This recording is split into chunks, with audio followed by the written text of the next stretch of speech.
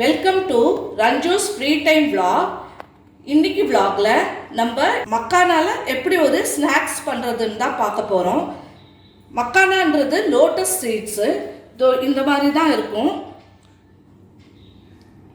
இதில் சிம்பிளாக ஒரு ஈவினிங் ஸ்நாக்ஸ் எப்படி பண்ணுறதுன்னு பார்க்க போகிறோம். வாங்க பார்க்கலாம். ஆன் பண்ணிவிட்டு இந்த மாதிரி ஒரு பேன் வச்சுக்கோங்க. நான் ஃப்ளேவர்லெஸ் எண்ணெய் ஒரு 3 ஸ்பூன் விட்டுருக்கேன். ரொம்ப லோவும் வேணாம், ரொம்ப ஹையும் வேணாம். அந்த மாதிரி ஃப்ளேம் வச்சுக்கோங்க. இதில் இந்த மக்கானாவை போட்டுட்டேன். இதை நான் கொஞ்சம் நல்லா ஃப்ரை பண்ணிக்கணும். ஒரு 5 to 7 மினிட்ஸ் ஃப்ரை பண்ணால் அது நல்லா பாப்அப் ஆகிடும். இல்லாட்டி நமுத்தி போன மாதிரி இருக்கும்.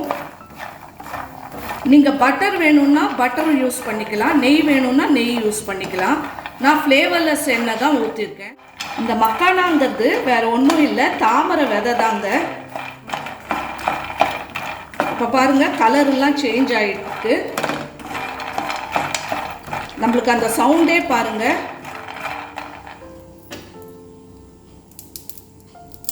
இப்போ பாருங்கள், நல்லா கிறிஸ்பாக வந்திருக்கு பாருங்கள்.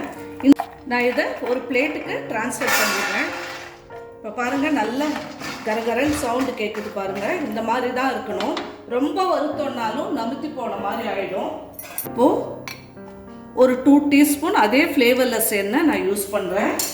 இதில் கொஞ்சம் மஞ்சத்தூள், மிளகாத்தூள், உப்பு, அந்த மிளகாத்தூளோட வாசனை போகிற வரைக்கும் கொஞ்சம் கலந்துட்டு இதை இதில் ஆட் பண்ணிடலாம்.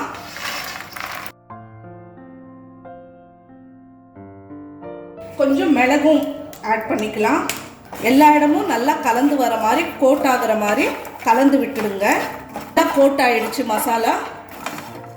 இப்போ நம்ம மக்கானாவில் பண்ண ஈவினிங் ஸ்நாக்ஸ் ஈஸியாக ரெடி ஆகிடுச்சு. இது ரொம்ப குயிக்காக முடிஞ்சிடும். என்ன ஃப்ரை பண்ணுறது தான் கரெக்டு அளவில் நீங்கள் ஃப்ரை பண்ணணும். நீங்களும் இதை ட்ரை பண்ணுங்கள். எங்கள் சேனலை சப்ஸ்கிரைப் பண்ணாதவங்க சப்ஸ்கிரைப் பண்ணிடுங்க. லைக், ஷேர், கமெண்ட் பண்ணுங்கள். பக்கத்தில் இருக்க பெல் ஐக்கானை ப்ரெஸ் பண்ண மறந்துடாதீங்க.